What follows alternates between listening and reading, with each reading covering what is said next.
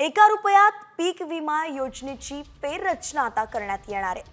पीक विमा योजनेतील भ्रष्टाचार आणि गैरव्यवहाराचं कारण यामागे देण्यात आलेलं आहे। लवकरच पीक विमा योजनेतील बदलाची घोषणा केली जाईल।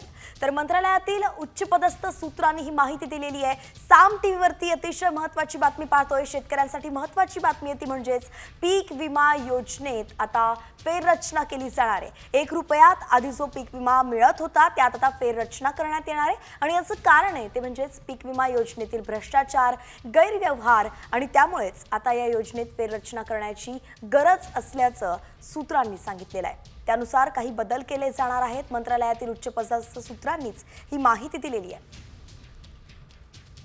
अनेकदा बोगस पीक विमा जे आहेत ते काढले गेल्याचं पाहायला मिळालं होतं आणि त्यावरून राज्यभरातलं वातावरण काही महिन्यांपूर्वी तापलं सुद्धा होतं आणि त्यामुळेच आता आपण पाहिलं तर 1 रुपयांमध्ये पीक विमा जो मिळतोय त्यात फेररचना केली जाणार आहे। यात आता शुल्क वाढ होते की एखाद्या प्रक्रियेत बदल केला जातोय हे पाहावं लागणार आहे। निकष काय बदलले जाणार आहेत हे देखील पाहावं लागणार आहे। नेमकं ही फेररचना होताना कुठल्या गोष्टी बदलतील, कुठले निकष बदलतील हे देखील पाहणं महत्त्वाचं आहे। मंत्रालयातल्या उच्चपदस्थ सूत्रांनी साम टीव्हीला जी माहिती दिली आहे त्यानुसार मात्र आता या योजनेत फेररचना केली जाईल, बदल केली जाईल।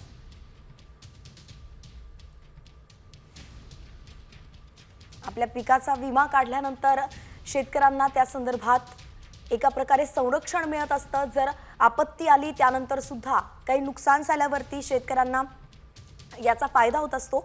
आपले प्रतिनिधी भरत मोहोळकर आपल्या सोबत जोडले गेलेत। भरत, काय सांगाल, ही जी फेररचना होणार आहे यामध्ये नेमकं कुठले बदल केले जाऊ शकतात?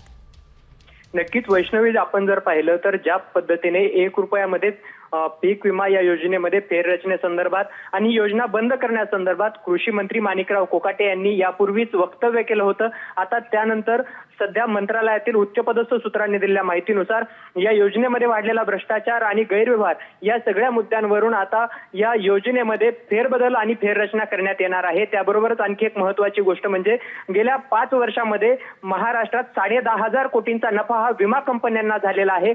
तो नफा शेतकऱ्यांना मिळत नसल्याचं सुद्धा कारण यासाठी देण्यात आलेलं आहे। वैष्णवी, धन्यवाद भरत, अगदी सविस्तर अपडेट आपण दिली। एकंदरीतच पीक विमा कंपन्यांना जो फायदा होतोय हा गैरप्रकार टाळण्यासाठी, शिवाय बोगस पीक विमा जे उतरवले जातात त्यावर आळा बसवण्यासाठी अशा काही भ्रष्टाचाराच्या गोष्टी लक्षात घेऊन हा फेररचना केली जाणार आहे। लवकरात लवकर ही फेररचना होणार आहे त्याबद्दलची अपडेट ही साम टीव्ही तुम्हाला दाखवेल।